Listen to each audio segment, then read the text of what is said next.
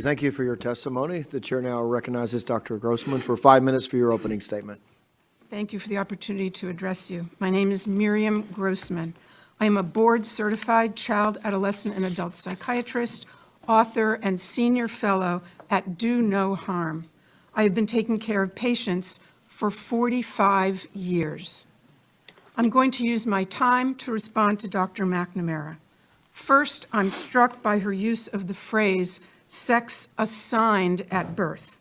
Sex is not assigned at birth. Sex is established at conception, and it's recognized at birth, if not earlier.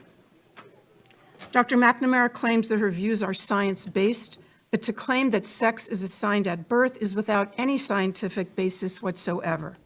Its language misleads people, especially children, into thinking that male and female are arbitrary designations and can change. That is simply not true. Dr. McNamara claims that social and medical interventions are the only evidence-based treatment and that scientific evidence shows it is life-saving. Without it, she's warning us, kids will commit suicide. Well, a growing number of countries have effectively banned the care to which she's referring. And thank God there's been no wave of suicides or other mental health catastrophes. 3 years ago, Finland placed strict limitations on medical interventions for minors. Sweden did the same thing after a 14-year-old girl was found to have osteoporosis and spinal fractures from puberty blockers. An investigation concluded, quote, the risks of anti-puberty and hormone treatment for those under 18 currently outweigh the possible benefits. The UK conducted a review and called the evidence very low. They've also placed severe restrictions on the care that Dr. McNamara calls life-saving. Norway also analyzed the data and has made similar changes in policy. The National Academy of Medicine in France warned, quote, great medical caution must be taken in children and adolescents given the vulnerability of this population and the many undesirable, even serious complications the therapies cause. Doctors in New Zealand and Australia have published similar statements. Is Dr. McNamara suggesting that all these countries are rejecting evidence-based treatment and placing their kids at risk of suicide? Regarding that point of view, Finland's gender expert, Dr. Rita Kaltiela, said, quote, it's purposeful disinformation, the spreading of which is irresponsible.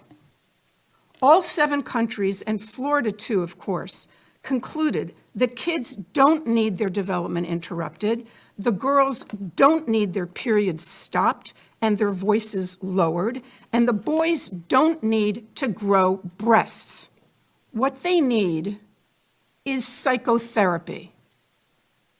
I have other objections to Dr. McNamara's testimony. She insists that her position, only hers, represents standard medical care.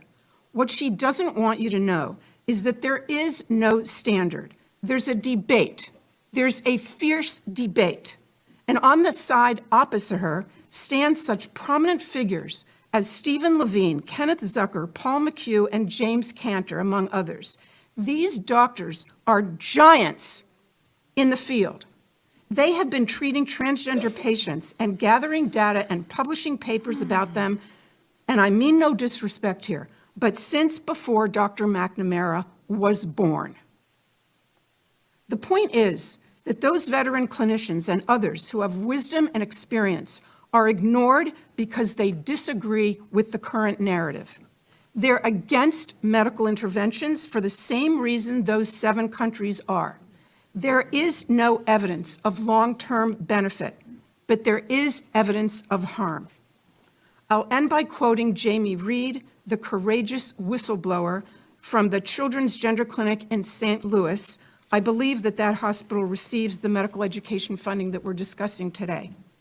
She said that doctors at that clinic said, we are building the plane while we are flying it. We are building the plane while we are flying it. That's how they described the treatment at their gender clinic.